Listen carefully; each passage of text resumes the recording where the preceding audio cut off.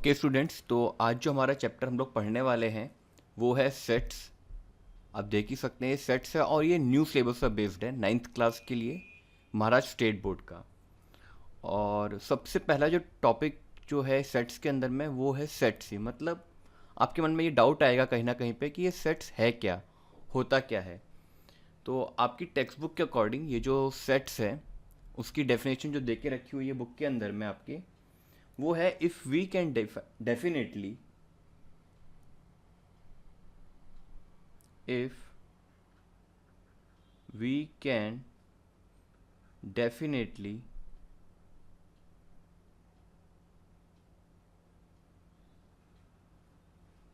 and clearly decide that and clearly decide that the objects of given collection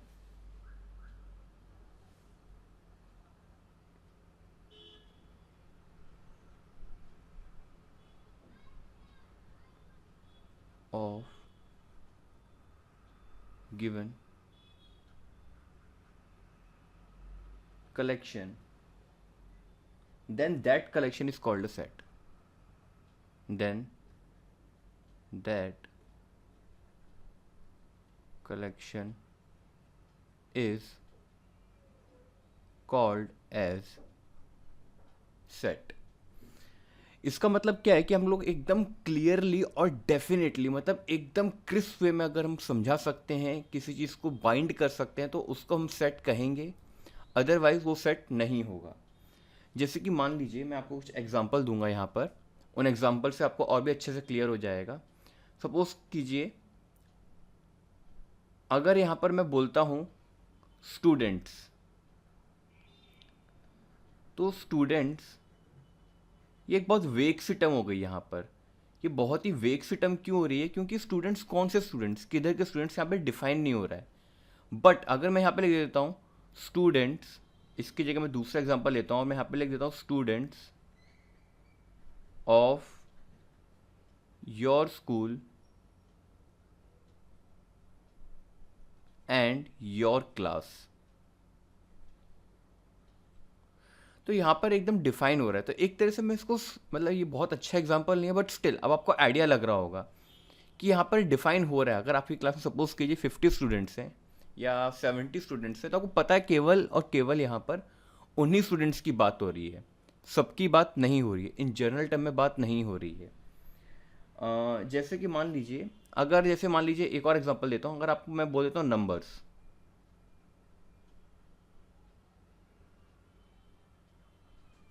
तो numbers अपने आप में एक सेट नहीं होगा कि नंबर्स के अंदर बहुत सारी कैटेगरी होती है। जैसे कि आपका होता है नेचुरल नंबर होता है, होल नंबर होता है, इंटीजर होता है, रैशनल नंबर होता है, तो इस तरह के बहुत सारे रहते हैं। बट अगर मैं बोलता हूँ केवल और केवल नेचुरल नंबर, तो यहाँ पे एक सेट हो जाएगा, क्योंकि नेचुरल नंबर के अंदर आपको पता है जीरो से आगे के टर्म आते हैं जो कि होते हैं 1 2 3 4, इस तरह से ये सेट चलता रहता है।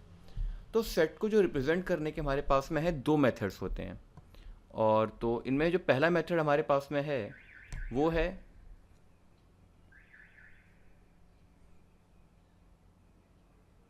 ये सेट हो गया। तो सेट को मैं दो तरह से रिप्रेजेंट कर सकता हूँ। तो पहला एक जो मेथड होता है उसको बोलते हैं लिस्टिंग मेथड। इसी को हम लोग क्या बोलते हैं, रोस्टर मेथड भी बोलते हैं। लिस्टिंग बोलो या फिर रोस्टर बोलो, एक ही बात है। और जो दूसरा मेथड होता है वो होता है रूल मेथड, और इसको हम लोग क्या बोलते हैं, साथ ही साथ में रूल मेथड के अलावा में बोलते हैं इसको set builder form. Set builder form, इसके अंदर में दोनों में डिफरेंस क्या है कि सेट बिल्डर फॉर्म जो होता है, सेट बिल्डर फॉर्म में आपको क्या होता है, पहले से ही एक स्टेटमेंट टाइप का दिया होगा और उसके बेस पर आपको एलिमेंट डिराइव करने होंगे या फिर निकालने होंगे। और सेट बिल्डर फॉर्म बोलूँ या फिर रूल मेथड बोलूँ, सेम ही बात है। और लिस्टिंग मेथड में क्या होता है कि आपको केवल उन एलिमेंट्स की या पर्टिकुलर चीज़ों की लिस्ट दे करके रखी होगी, तो उससे हम लोग क्या बोलेंगे, लिस्टिंग मेथड बोलेंगे या फिर क्या बोलेंगे, रोस्टर मेथड बोलेंगे। तो अभी मैं आपका प्रैक्टिस सेट 1.1 सॉल्व करूँगा तो आपको और अच्छे से क्लियर हो जाएगा। मैं आपको एक दो एग्जांपल दे देता हूँ यहाँ पे बहुत छोटे छोटे से। तो जैसे कि मान लीजिए आपकी बुक का ही एग्जांपल लेता हूँ। अगर मान लीजिए आपको यहाँ पे दे के रखा हुआ है रूल मेथड से सी इज़ अ सेट, ये आपकी बुक का ही एग्जांपल मैं यूज़ कर रहा हूँ यहाँ पर। z, अब ये इस तरह की एक लाइन आती है, आप देखोगे ना मैं जो लाइन बना रहा हूँ, इस लाइन को हम लोग क्या बोलते हैं, सच दैट के लिए यूज़ करते हैं। z such that z is a multiple of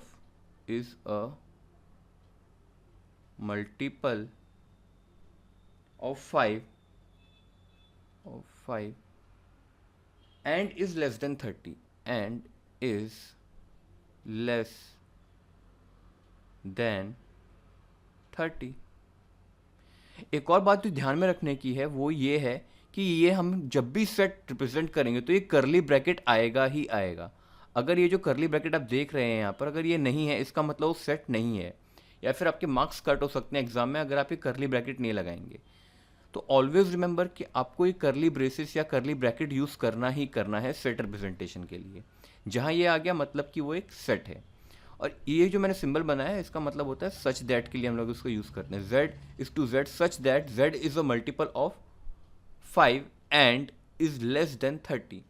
तो अब इसी को मुझे लिस्टिंग मेथड में अगर कन्वर्ट करना है तो मैं फिर कैसे करूँगा, c को मैं कैसे लिखूँगा यहाँ पे, c इक्वल टू हो जाएगा मेरा मल्टीपल ऑफ 5 होना चाहिए। तो मल्टीपल ऑफ 5 क्या होगा यहाँ पर, 5 हो जाएगा, 10 हो जाएगा, 15 हो जाएगा, 20 हो जाएगा, 25 हो जाएगा। अब आप सोचेंगे 30 भी आएगा, बट 30 यहाँ पर नहीं आएगा।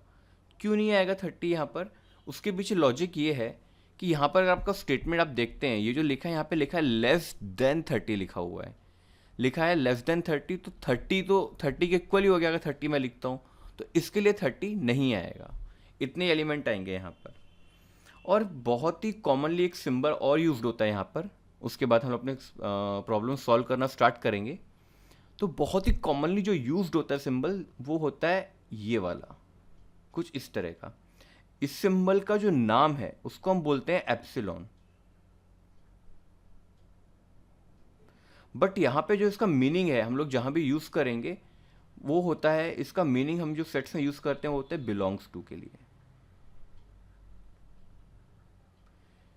और बिलोंग्स टू मतलब जैसे कि अगर आप महाराष्ट्र को बिलोंग करते हैं तो यू बिलोंग्स टू महाराष्ट्र, और से एनी पर्टिकुलर सिटी, मुंबई हो सकता है आपका, नासिक हो सकता है, तो you belong to that city और belong to that particular region. तो मतलब अगर कोई सेट का, जैसे कि 5 यहाँ पे मैंने लिखा था, तो 5 बिलोंग्स टू सी हो जाएगा, क्योंकि सी मेरा सेट रिप्रेजेंट करता है यहाँ पे। तो 5 एलिमेंट कहाँ से लिया मैंने, इस सी सेट से लिया, तो 5 बिलोंग करता है सी को। ठीक है, जैसे मेरे यहाँ पे बिलोंग्स टू होता है तो ऐसे ही कि एक और चीज़ हमको जो यूज़ करते हैं सब कट कर देते हैं। तो इसका मतलब क्या हो जाता है, इसका मतलब हो जाता है डज नॉट बिलोंग टू।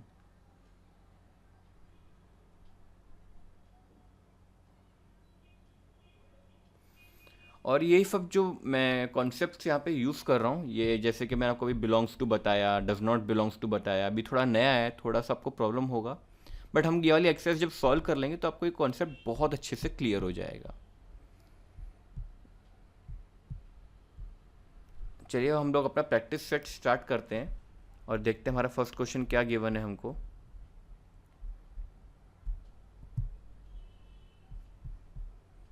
एक मिनट।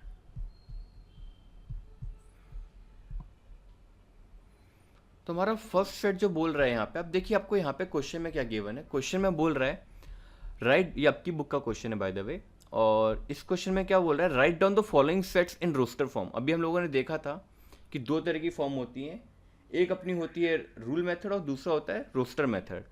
तो यहाँ पे हमें क्या दे करके रखा हुआ है, हमें यहाँ पे रूल मतलब क्या है बता के रखा है कि हमें कौन सा सेट अज्यूम करना है, मतलब कैसे लेना है उसको।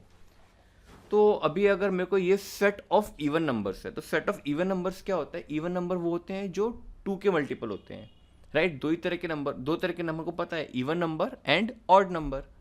तो यहाँ पे सिंपली मैं कैसे लिखूंगा, मैं इसको अपना सेट p अज्यूम कर लेता हूँ यहाँ पे, तो p सेट मेरा क्या हो जाएगा, क्योंकि सेट में रिप्रेजेंट कर रहा हूँ इसके लिए ये वाले ब्रैकेट का लगाना बहुत ज़रूरी है। ये जो मैंने ब्रैकेट यूज़ किया इसको करली ब्रैकेट बोलते हैं, करली ब्रेसेस भी बोलते हैं। तो ये लगाएंगे सबसे पहले हम, और हम अपने जो नंबर्स हैं इवन नंबर्स वो लिखना शुरू करेंगे। तो पहला इवन नंबर हो जाएगा 2, 4, फिर उसके बाद में होता है 6, क्योंकि 2 के बाद 3 आता है, बट 3 तो ऑड नंबर होता है, तो 2 आ जाएगा, फिर 4 आ जाएगा, फिर 6 आ जाएगा, फिर 8 आ जाएगा, और ऐसे ये कंटिन्यूस फॉर्म में चलता रहेगा। अब हम देखते हैं नेक्स्ट क्वेश्चन में क्या दे के रखा हुआ है, वो देखेंगे अभी हम लोग। नेक्स्ट क्वेश्चन में बोला है set of even prime numbers. अब देखिए यहाँ पे दो चीज़ें इसने मेंशन की हैं। पहली मेंशन की है प्राइम नंबर भी होना चाहिए और इवन भी होना चाहिए, मतलब दोनों प्रॉपर्टी अप्लाई होती हैं यहाँ पे।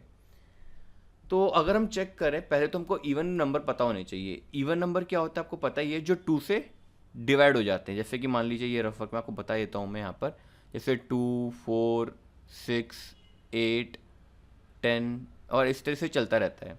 और प्राइम नंबर क्या होते हैं, जो सिर्फ और सिर्फ खुद से डिवाइड हो और 1 से डिवाइड हो। क्लियर है? तो ऐसा कौन सा नंबर होगा, मैं इसको सेट को मैं क्यों अज्यूम कर लेता हूँ।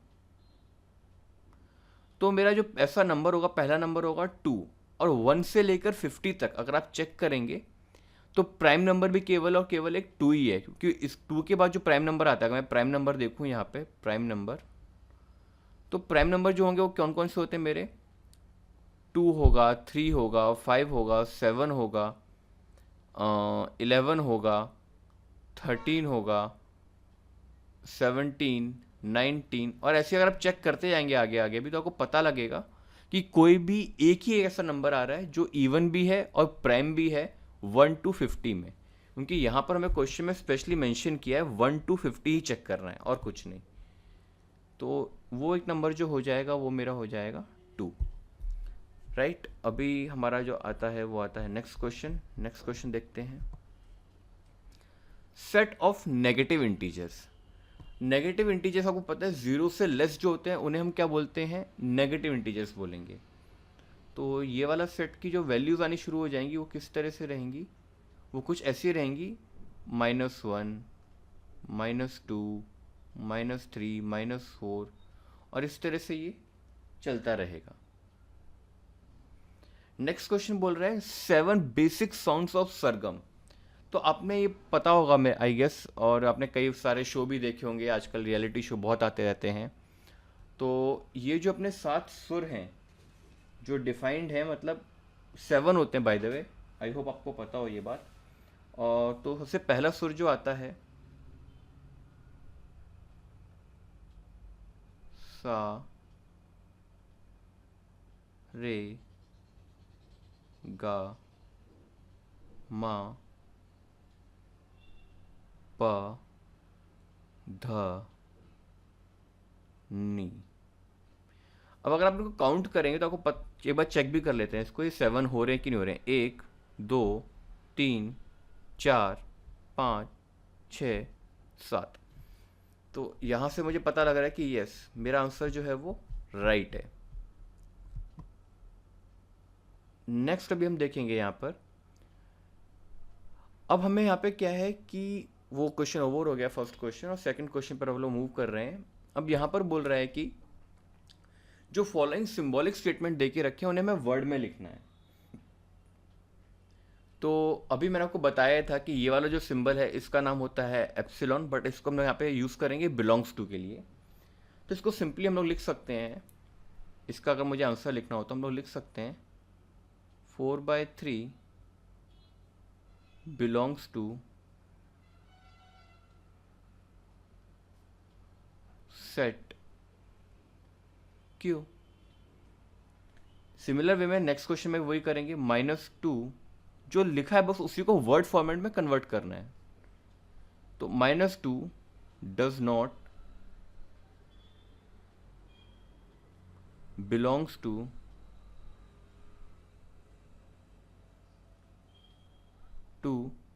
Set n।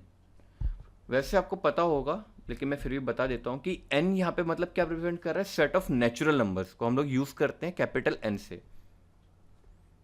एंड अभी हमारा जो है वो नेक्स्ट पार्ट क्वेश्चन 2 का वो देखेंगे हम लोग अभी यहाँ पर।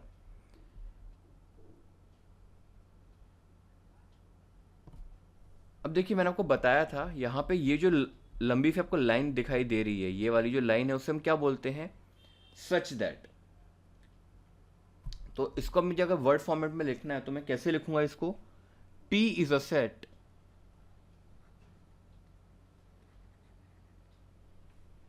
of all P such that P is an odd number।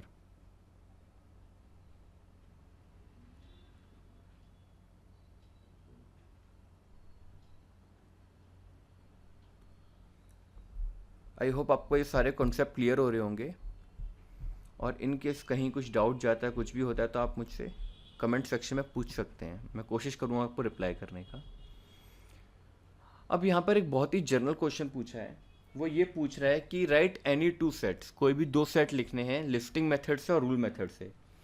तो मेरा मानना है कि अभी तक मैंने आपके इतने कॉन्सेप्ट क्लियर कर दिए हैं कि अब आपको पता लग चुका है लिस्टिंग मेथड क्या होता है और रूल मेथड क्या होता है। तो यहाँ पे दो सेट लिखने हैं, बट आपके लिए मैं यहाँ पर एक सेट लिख दूंगा और फिर दूसरा सेट आप खुद लिखिएगा सोच करके। तो यहाँ पर मैं सेट ले लेता हूँ अपना, एम सेट को डिफाइन कर लेता हूँ यहाँ पर, एम स्क्वायर्स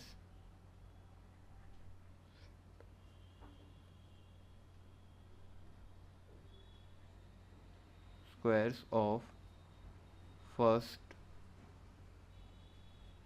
4 नेचुरल नंबर।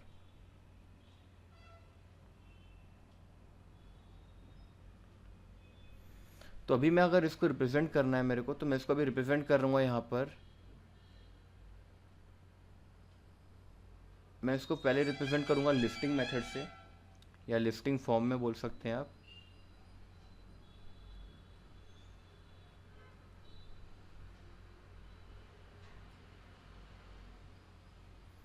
तो लिस्टिंग फॉर्म में इसको हम कैसे लिखेंगे, यहाँ पर जो मेरा सेट एम हो जाएगा वो हो जाएगा यहाँ पर 149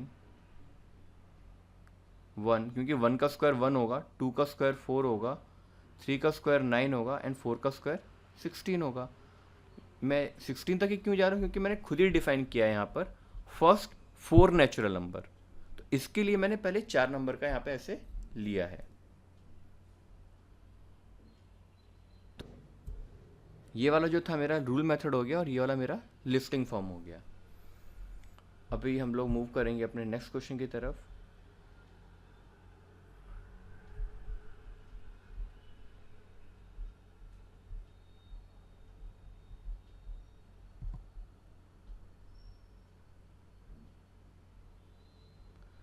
अगेन हमको क्वेश्चन में दे करके रखा हुआ है कि right the following sets using listing method, मतलब हमको यहाँ पे दे के रखा है सेट बिल्डर फॉर्म में और मैं लिस्टिंग मेथड में कन्वर्ट करना है।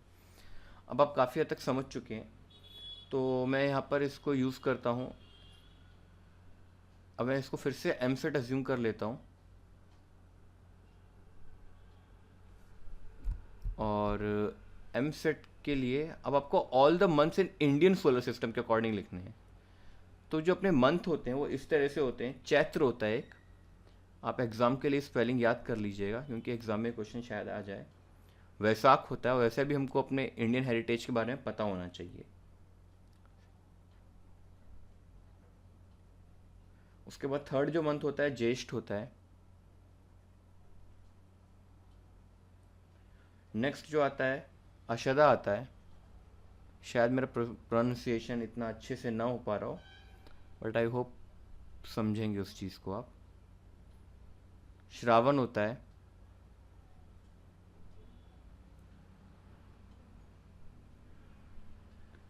भद्रपदा होता है,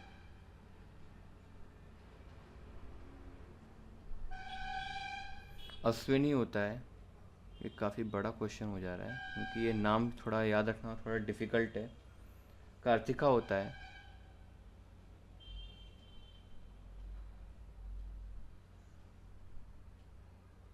मार्गरिश्रा होता है।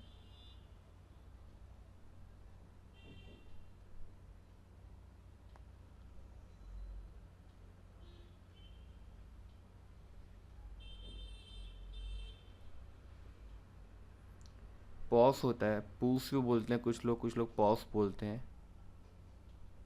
और माघा होता है और फाल्गुन होता है।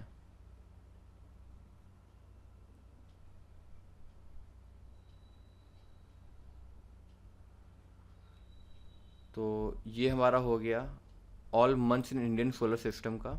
उसके बाद में आता है letters in the word complement. Complement word के अंदर में कौन कौन से लेटर आ रहे हैं। तो ये वाला सेट को मैं एन सेट अज्यूम कर लेता हूँ यहाँ पर। और कॉम्प्लीमेंट के अंदर जो पहला लेटर आ रहा है वो आ रहा है सी, तो सी हो जाएगा। उसके बाद आ रहा है ओ, तो ओ हो जाएगा। फिर एम आ रहा है, एम हो जाएगा। पी हो जाएगा, एल हो जाएगा, ई हो जाएगा। अब देखिए ई के बाद में जो नेक्स्ट आ रहा है एम, बट एम जो है मेरा पहले भी आ चुका है यहाँ पर, तो इसलिए मैं फिर से रिपीट नहीं करूँगा। मैं एम को फिर से यहाँ पे नहीं लिखूँगा क्योंकि एक बार वो आ चुका है। एम के बाद में फिर से ई आ रहा है, ई भी मेरा आ चुका है। एन मेरा नहीं आया, तो यहाँ पर मेरा एन आएगा। मतलब कोई भी लेटर आपका या एलिमेंट जो है, लेटर नहीं इन जनरल बोलूँ तो एलिमेंट है, वो आपका रिपीट नहीं होना चाहिए। उसके बाद में क्या आ जाएगा यहाँ पे T. Set of human sensory organ. हमारे जो ऑर्गन हैं जो सेंस कर सकते हैं उनके बारे में हमको यहाँ पे लिखना है। तो इसको मैं ओ सेट अज्यूम कर लूँगा। तो जो मेरा ह्यूमन सेंसरी ऑर्गन में जो आता है वो आता है नोज़, ईयर, ये मेरे ख्याल से आपने बहुत बार पढ़ा भी और आपको पता ही होगा। आइज़,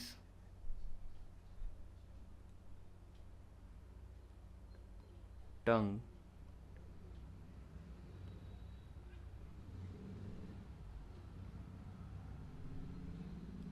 और स्किन। तो ये हमारे जो है नोज़, ईयर, आइज़, टंग और स्किन, ये हमारे क्या होते हैं, सेंसरी ऑर्गन्स होते हैं। तो उनके बारे में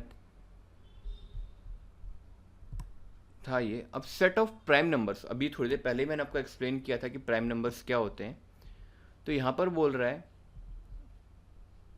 कि जो प्राइम नंबर्स है उनका सेट बताना है अपने को फ्रॉम 1 to 20। लिमिट भी देके रखी है, 1 से लेकर 20 तक ही बताना है।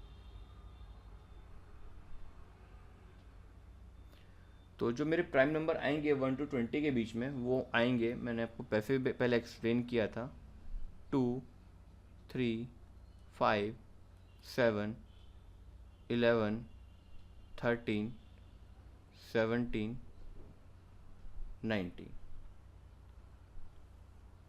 तो ये सारे के सारे मेरे क्या होते हैं, प्राइम नंबर होते हैं। प्राइम नंबर आपको बताया था जो खुद से डिवाइड होते हैं या 1 से होते हैं और किसी नंबर से डिवाइड नहीं होते हैं, उनको बोलते हैं हम लोग। नेक्स्ट क्वेश्चन है, इसको मैं क्यू सेट अज्यूम कर लेता हूँ यहाँ पे। और नेम्स ऑफ कॉन्टिनेंट, ये आपने अपने ज्योग्राफी में और पहले भी सोशल साइंस वगैरह में पढ़ा है। तो जो हमारे इसके अंदर में कॉन्टिनेंट्स जो आते हैं, पहला तो सबसे पहला जो उसके अंदर इंडिया आता है वो है Asia, Africa, Europe,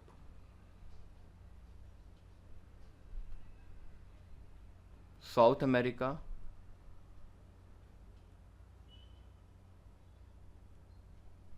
north America,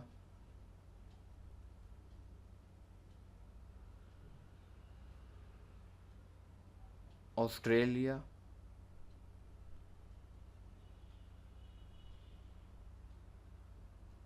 और अंटार्कटिका।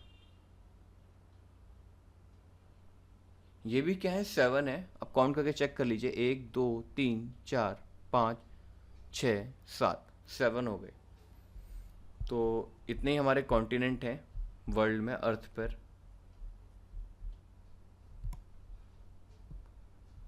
अब हमको यहाँ पर लिस्टिंग मेथड में गिवन है और हमें इन्हें कन्वर्ट करना होगा यहाँ पर जो है रूल मेथड के अंदर में। तो ए सेट गिवन है, अब आपको यहाँ पे देखना है जो एलिमेंट्स गिवन है हमको यहाँ पर, उनको देखना होगा 1, 4, 9, 16।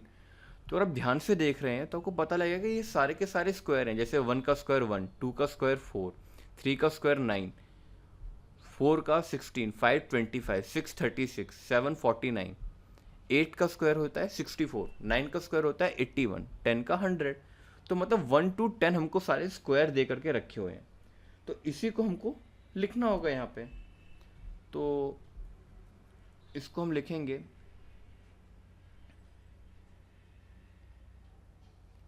कोई भी एक वेरिएबल चूज कर सकते हैं, एक्स वाई जेड। मैं यहाँ पर जेड ले लेता हूँ। Z is to Z such that Z is a square of first 10 natural numbers.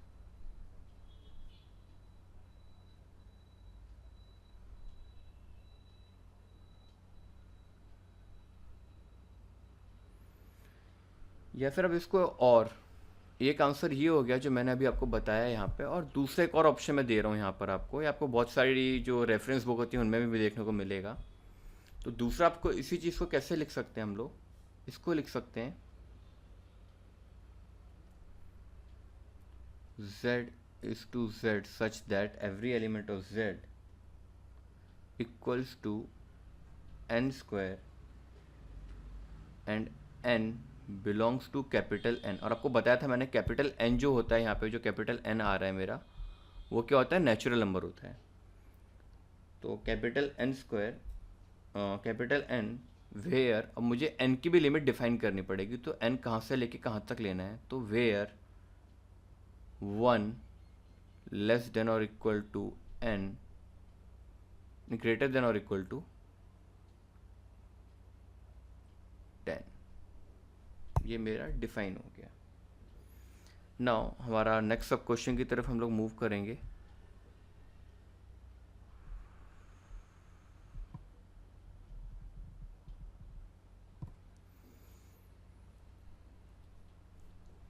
अब इस क्वेश्चन में आपको देखना है और समझना है कि यहाँ पर क्या हो रहा है। और ये सेट बी गिवन है अपने को यहाँ पर, और सेट बी में जो बोल रहा है आपको ध्यान से नोटिस करना है, 6, 12, 18 है। मतलब एक तरह से मेरा 6 का टेबल चल रहा है। 6 2 12, 6 3 18, 6 4 24, 6 5 30, 6 6 36, 6 7 42, 6 8 48। तो मुझे यहाँ पर इस चीज़ को उसी के अकॉर्डिंग डिफाइन करना होगा। तो मैं इसको यहाँ पर ले लूँगा y is to y such that y equals to 6n and n belongs to n, और n आपको पता है 8 तक जा रहा था। इसको वर्ड फॉर्मेट में भी लिख सकते हैं इस पूरे स्टेटमेंट को, लेकिन वो मैं नहीं लिख रहा हूँ, वो आप खुद से ट्राई कीजिएगा। मैंने आपको एक एग्जांपल देके छोड़ दिया है यहाँ पे।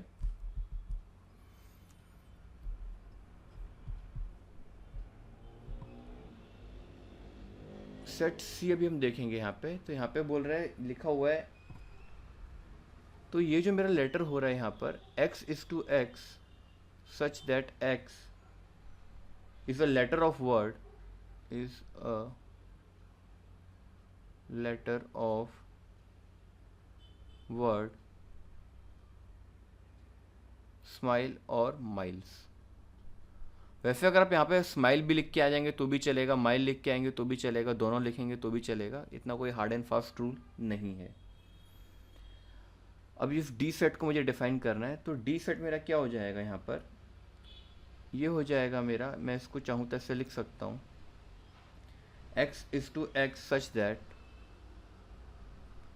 x is the days of a week। Simple, क्योंकि यहाँ पे हमारे सारे डेज जो हैं वो आए हैं, संडे, मंडे, ट्यूसडे, सॉरी मैंने यहाँ पे वेनसडे नहीं लिखा है, बट वेनसडे है बुक में। Wednesday, Thursday, Friday, Saturday is the days of week.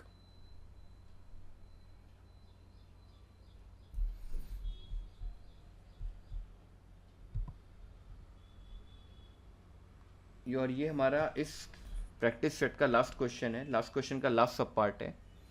तो ये जो है मेरा एक्स सेट को हमको डिफाइन करना है यहाँ पे। ये सेट क्या हो जाएगा,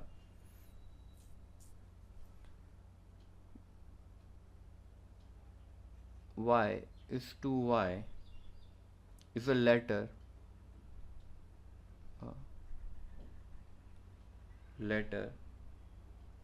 in the word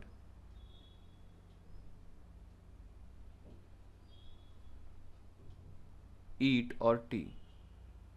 ईट बोल दो, फिर से वही बात आ गई, ईट लिखो, टी लिखो, दोनों लिखो या एक लिखो, one and the same thing.